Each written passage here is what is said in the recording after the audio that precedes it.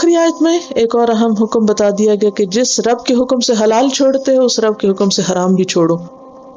اور حرام میں کیا ہے؟ وَلَا تَأْكُلُوا أَمْوَالَكُمْ بَيْنَكُمْ بِالْبَاطِلِ، اور نہ تم کھاؤ اپنے مالوں کو آپس میں حرام طریقے سے، باطل طریقے سے.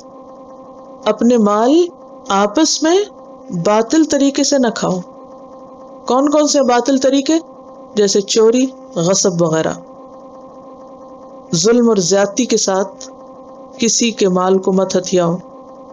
اور خاص طور پر اور کیا نہ کرو؟ وَلَا تُدْلُوا بِهَا إِلَى الْحُكَّامِ، حکام کو پیسے مت دو، رشوت مت دو، کیونکہ رشوت کا لینا تو حرام ہے، دینا بھی حرام ہے. وہ کہاں سے پتہ چل رہا ہے؟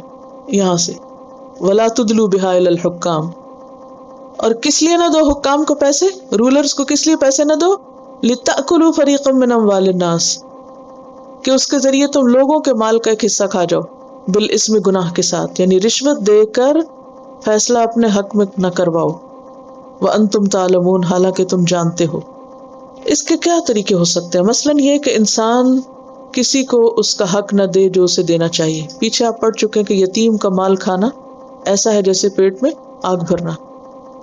اب آپ کے پاس مال ہے یتیم کا، آپ نہیں دے رہے، خود بھی کھا رہے ہیں، اس کو بھی کھلا رہے ہیں، اور جب وہ مانگے تو آپ کا ختم ہو گیا، تو یہ کیا ہے؟ باطل طریقے سے مال کھانا. اسی طرح مال کسی کا ہے اور آپ نے ناجائز دعویٰ کر دیا کہ نہیں یہ تو میرا ہے.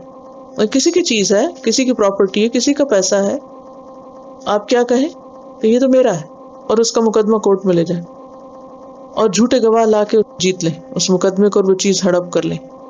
تو یہ بھی باطل طریقہ ہے. اور اس کے ساتھ ساتھ یہ بھی ہے کہ ان سارے طریقوں سے بدترین طریقہ رشوت ہے، جس میں دوسروں پر ظلم اور ان کی حق تلفی ہوتی ہے. اور یہ سب کچھ تم کر رہے ہو وَأَنْتُمْ تَعْلَمُونَ، جانتے بوجھتے. یعنی لا علمی الگ بات ہے، لیکن جو لوگ جان بوجھ کے یہ کریں. اچھا، جاننے بوجھنے میں ایک تو یہ ہوتا ہے کہ انسان کہیں سے پڑھتا ہے، کہیں سے سنتا ہے.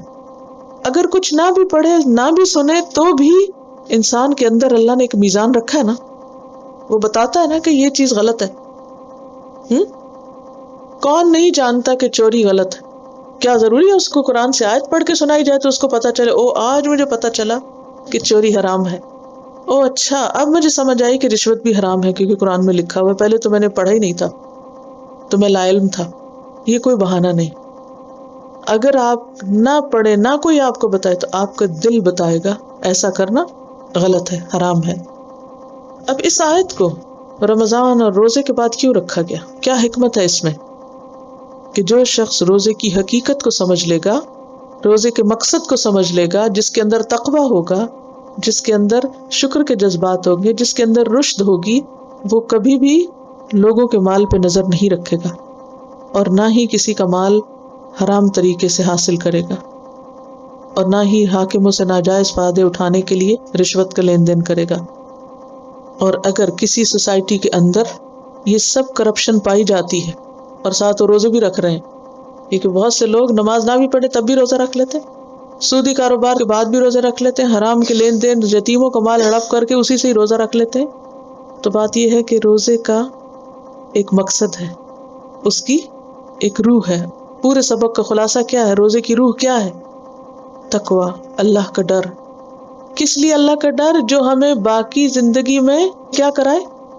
سارے غلط کام چھڑائے. تقویٰ کس لیے ضروری ہے؟ باقی غلط کام چھڑانے کے لیے. تو یہ 1 مہینے کی ٹریننگ کیوں دی جا رہی ہے؟ تاکہ سال کے 11 مہینے بھی اللہ کی فرما برداری میں گزارو.